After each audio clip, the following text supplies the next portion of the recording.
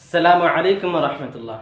تو دوستو چلیں شروع کرتے ہیں آج کے ایپیسوڈ نمبر 13، لیسن نمبر 13۔ ویسے بھی آج محرم کا پہلا روزہ ہے، اس لیے آج کی ویڈیو ہم شارٹ کریں گے انشاءاللہ۔ تو چلیں بنا کسی تاخیر، امید کرتے ہیں کہ آپ سب خیریت سے ہوں گے۔ خیر، تو چلیں سب سے پہلے ہم جانیں گے مکتوب نگاری کسے کہتے ہیں۔ مکتوب نگاری یا خطوط نگاری، جس کو ہم لیٹر کہتے ہیں، لیٹر کیسے لکھا جاتا ہے نا۔ چلیے اس کی تعریف لکھتے ہیں پہلے کہ مکتوب نگاری یا خطوط نگاری کسے کہتے ہیں، ٹھیک ہے۔ تو مکتوب نگاری یا خطوط نگاری خیریت اور ایک دوسرے کے ساتھ تبادلہ خیالات کا ایک مؤثر اور روایتی ذریعہ ہے نا۔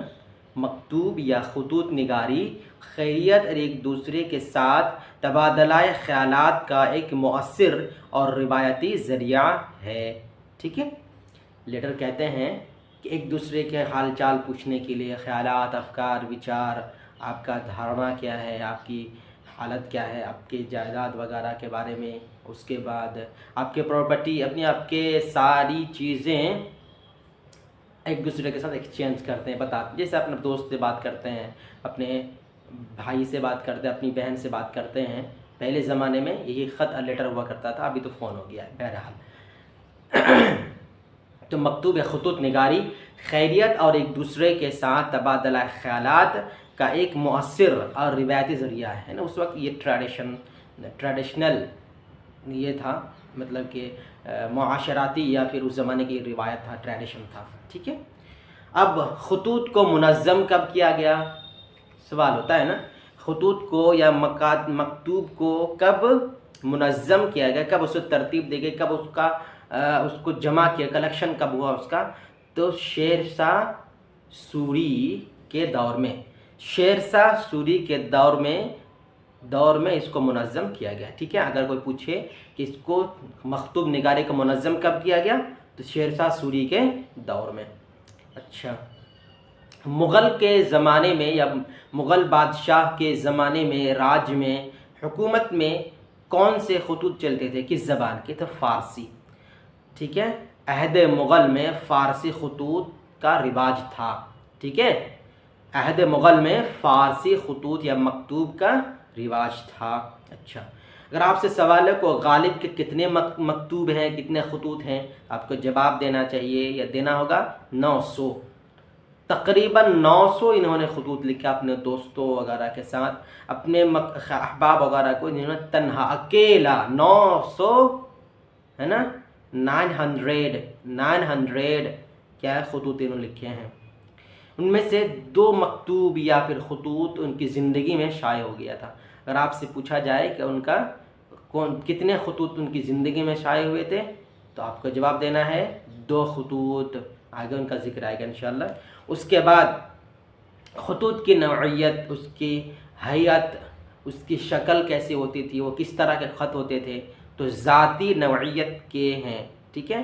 خطوط کی نوعیت ذاتی نوعیت کا، اپنے پرسنل ہوا کرتا تھا، ٹھیک ہے، اپنا پرسنل ہوتا تھا، ٹھیک ہے۔ خطوط نگاری، خطوط کی نوعیت ذاتی نوعیت کے ہیں، قسم کے ہیں، اس طرح کے ہوتے ہیں، شکل کے ہوتے ہیں، ٹھیک ہے۔ اب اس میں آپ کے چند مکتوب نگاروں کے نام آپ کو یاد رکھنے ہیں، مکتوب نگار، خطوط نگاروں کے نام آپ کو یاد رکھنے ہیں کہ ان میں سے سر سید احمد خان، غالب، حالی ابوالکلام آزاد، علامہ اقبال، مہدی افادی، عبدالماجد، پریم چند، فیض احمد فیض، صفیہ اختر وغیرہ، ٹھیک ہے۔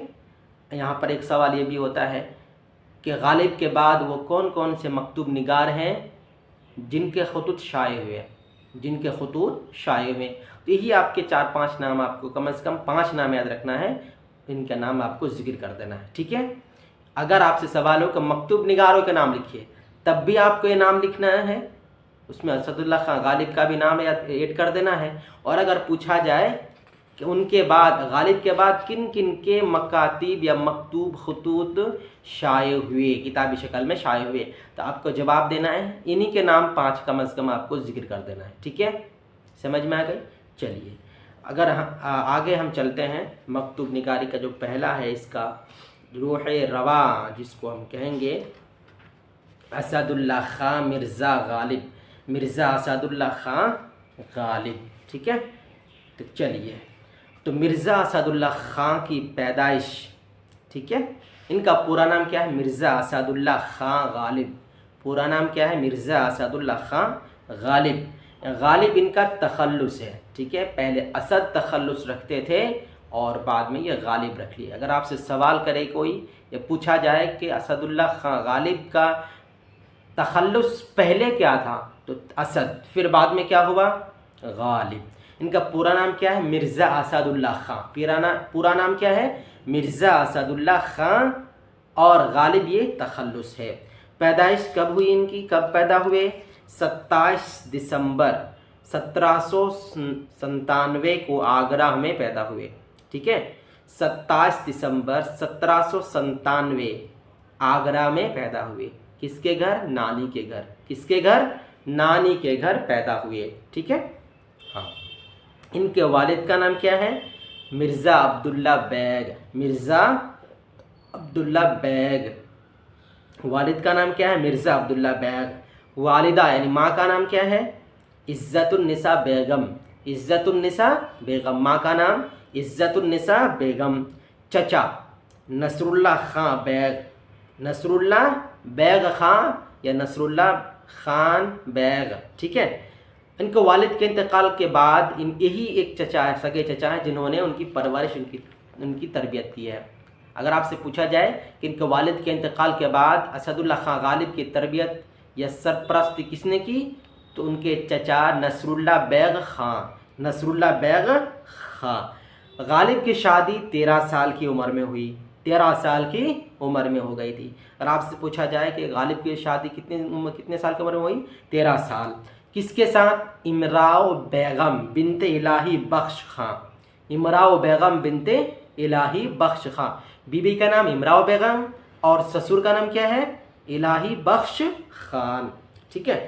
اس کے بعد غالب یا اسد اللہ خان غالب کی وفات 15 فروری 1869 میں ہوئی، 15 فروری 1869 میں ہوئی، ٹھیک ہے۔ انہوں نے کن کن زبانوں میں خطوط لکھے؟ انہوں نے کن کن زبانوں میں خطوط لکھے؟ تو آپ کا جواب ہونا چاہیے کہ اردو اور فارسی دونوں زبانوں میں انہوں نے خطوط لکھے ہیں، دونوں زبانوں میں، اردو اور فارسی دونوں زبانوں میں۔ اچھا، اس کے بعد ان کے خطوط کے کتنے مجموعے شائع ہوئے؟ ہم نے کہا تھا کہ اس زمانے میں ہی ان کے 2 مجموعے شائع ہوئے تھے، 2 مجموعے کون کون سے ہیں؟ عود ہندی اور اردو معلی، عود ہندی اور اردو معلی، ٹھیک ہے۔ تو خطوط کے مجموعے کون کون سے ہیں ان کے اردو کے؟ عود ہندی اور اردو معلی۔ اچھا، آپ سے ایک سوال ہوتا ہے یا ہو سکتا ہے کہ اسد اللہ خان غالب کا جو مکتوب ہے اس کا ہیڈ لائن کیا ہے؟ اس کا ہیڈ لائن کیا ہے؟ تو آپ کا جواب ہونا چاہیے سید شاہ کرامت حسین کرامت ہمدانی کے نام، سید شاہ کرامت حسین کرامت ہمدانی کے نام، ٹھیک ہے۔ تو یہ آپ کے جواب ہونا چاہیے۔ ہیڈ لائن کیا ہے؟ اس کا عنوان کیا ہے؟ اس کا عنوان کیا ہے؟ تو سید شاہ کرامت حسین کرامت ہمدانی کے نام۔ اس کے بعد آپ کا مختصر ترین سوالات ہوتے ہیں۔ 1 نمبر، غالب کی سن پیدائش کیا ہے نا؟ سن پیدائش کیا ہے؟ سن تو 1797، یہ سن ہو گیا، آپ کو پورا لکھ دینا ہے، 27 دسمبر 1797۔ غالب کہاں پیدا ہوئے؟ آگرہ میں، نانی کے گھر، آگرہ، ٹھیک ہے۔ غالب کہاں پیدا ہوئے؟ آگرہ۔ 3 نمبر، غالب کے خطوط کے کسی ایک مجموعہ کا نام لکھیے، کسی خطوط کے ایک مجموعہ کا نام۔ آپ کو عود ہندی اور یا پھر اردو معلی کسی ایک کا لکھنا ہے، یہاں 2 نہیں پوچھا گیا، لیکن آپ کو رکھنا دونوں یاد ہے یاد رکھنا ہے، لیکن آپ کو جواب صرف ایک دینا ہے کہ عود ہندی لکھیے یا پھر اردو معلی، ٹھیک ہے۔ اس کے بعد 4 نمبر پہ ہے کہ غالب نے کتنے خطوط لکھے؟ غالب نے کتنے خطوط لکھے؟ تو غالب نے کتنے خطوط لکھے؟ 900۔ غالب نے کتنے خطوط لکھے؟ 900۔ اچھا، اس کے بعد مختصر سوالات میں ہے 1 نمبر، مکتوب نگاری کے فن سے اپنی واقفیت کا اظہار کیجیے۔ यहाँ पर आप एक बात याद रखें, अब फ़न का इजहार कीजिए। खतूत निगारी, मकतूब निगारी किसे कहते हैं, मकतूब निगारी की तारीफ़ क्या है, सारे के सारे का जवाब एक ही होगा। कौन सा होगा? मकतूब या खतूत निगारी खैरियत और एक दूसरे के साथ तबादला ख़यालात का एक मौसर और रिवायती ज़रिया है। खैरियत हाल चाल पूछने के लिए, है ना, अपने सोच को क्या, अरे भाई आप कौन सी प्रॉपर्टी, आप क्या दुकान का चलाना, कौन सी बिजनेस करना चाहेंगे, आप पढ़ाना चाहेंगे, क्या करना चाहेंगे, आप कौन सी बिजनेस करेंगे, तो यह तबादला ख़यालात, हाल चाल कैसे हैं आप, तो ये तो हाल चाल हो गया। तो ये रिवायती ज़रिया है। आपसे कोई भी सवाल हो जाए, तारीफ़ क्या है, किसे कहते हैं, क्या जानते हैं, सारे का जवाब एक ही होगा। उसके बाद 2 नंबर पे है, गालिब ने अपने खतूत में किन बातों का इज़हार किया है, किन बातों का, तो 2 नंबर पे जवाब होना चाहिए सैयद करामत हुसैन हमदानी के नाम गालिब ने अपने इस मकतूब में अपनी मोहब्बत और दोस्ती का इजहार किया है। मोहब्बत और दोस्ती का गालिब ने अपने इस खतूत में करामत हुसैन हमदानी से मोहब्बत और दोस्ती का इजहार किया है। 3 नंबर पे है, गालिब ने अपने खतूत में दोस्ती और मोहब्बत का इजहार किन लफ्ज़ों में किया है, किन लफ्ज़ों में, कैसे कैसे, तो गालिब ने अपने ख़त में दोस्ती और मोहब्बत के इजहार इस तरह किया है कि मैं कमज़ोर और बीमार हूँ, किसी तरह मेरा हाल क्या पूछते हो, बस किसी तरह ज़िंदगी जी रहा हूँ, ग़िज़ा के नाम पर शीरा और गोश्त का पानी और शाम में कबाब, मैं तो ज़िंदा ही नहीं हूँ, यानी मेरा हाल बहुत बुरा है, बुरा रहता है। तो ये हो गया इसकी इजहार। ठीक है। 4 नंबर है, गालिब का तारुफ मुख्तसर लिखिए। 4 नंबर आपको थोड़ा सा याद रखना है, इसलिए कि लगभग यही सवाल बार बार आपसे पूछा भी जाता है शुरू से अंत तक, क्योंकि इनका ज़िक्र आपको मकतूब में भी आएगा, नज़म वगैरह में, गज़ल वगैरह में भी आएगा, इसलिए आपको इसका नाम थोड़ा सा इनकी जानकारी रखना है। गालिब का तारुफ मुख्तसरन कीजिए। ठीक है, तो क्या लिखना है, थोड़ा सा आपको लिखना है। असदुल्ला खां की पैदाइश 27 दिसंबर 1797 आगरा में हुई। गालिब बचपन ही में यतीम हो गए थे, तो उनकी परवरिश चचा ने की और शुरू ही से शेर गो से दिलचस्पी थी। 13 साल की उम्र में उन्होंने शादी की।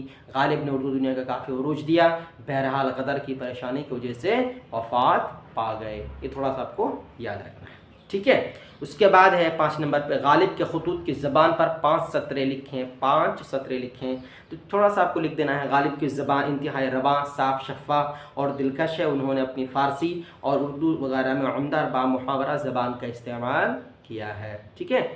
आपको जवाब आपको हमने डिस्क्रिप्शन में हमने पहले लिख दिया है कि सवालात के जवाब क्या है, ऑफलाइन है। ठीक है। तो गालिब की ज़बान इंतहाई रवां, साफ़, शफ़ाफ़, दिलकश है। उन्होंने अपनी फ़ारसी और उर्दू वगैरह में उम्दा और बामुहारा ज़बान का इस्तेमाल किया है। उसके बाद तवील सवालात का 1 नंबर है, गालिब के लिखे हुए खतूत किस नौइयत के हैं, किस नौइयत के, तो मुकालमाती नौइयत के हैं। एक थोड़ा सा देख लेते हैं। गालिब के मकतूब में बेतकल्लुफ़ी और सादगी के साथ सलीस ज़बान मौजूद है। सलीस ज़बान, गालिब के मकतूब में बेतकल्लुफ़ी और सादगी के साथ सलीस ज़बान मौजूद है और बिल्कुल मुकालमाती नौइयत के हैं। एक सिंपल एक सेंटेंस में आपका अगर जवाब देना है तो मुकालमाती नौइयत के। सारे मकतूब क्या है, ये ज़ाती नौइयत के हैं, लेकिन यहाँ गालिब का पूछा है तो क्या बताना आपको, बेतकल्लुफ़ी और सादगी के साथ मुकालमाती नौइयत के हैं, मुकालमाती नौइयत के हैं। ठीक है। उसके बाद तवील में 2 नंबर है कि गालिब के अलावा किन कलमकारों के मकातीब किताबी शक्ल में शाये हुए। हमने पहले ही यह सवाल दोहरा दिया है कि आपको जो नाम याद रखना है कि मकतूब निगार या खतूत निगारों के नाम लिखिए या फिर किनके मकातिब किताबी शक्ल में शाये हुए, तो आपको उन्हीं में से 5 या 6 नाम आपको याद रखने हैं। सर सैयद अहमद ख़ान, अल्ताफ़ हुसैन हाली, अल्लामा इक़बाल, अहमद हिफ़ादी, प्रेमचंद, फैज़ अहमद फैज़, सफ़िया अख्तर वगैरह। ठीक है। तो चलें आज का एपिसोड हम यहीं पर ख़त्म करते हैं। उम्मीद करते हैं कि हमने इसको अच्छी तरह से समझ लेना है। आपको बार बार हम ये कह रहे हैं कि तवील सवालात के झमेले में आपको नहीं पढ़ना है। पहले आपको ऑब्जेक्टिव छोटे छोटे सवालात के जवाब जो हम आपको टू द पॉइंट बता रहे हैं या पॉइंट आउट कर रहे हैं, आप उसी को दोहराते रहिए, उसको देखते रहिए, लिखिए, बार बार लिखिए, اور پھر اس کو یاد کریے. بار بار لکھیں گے آپ کی آپ کا خط نویسی، آپ کی جو تحریر ہے، آپ کی رائٹنگ اچھی، اسکلس اچھی ہو جائے گی. السلام علیکم ورحمۃ اللہ.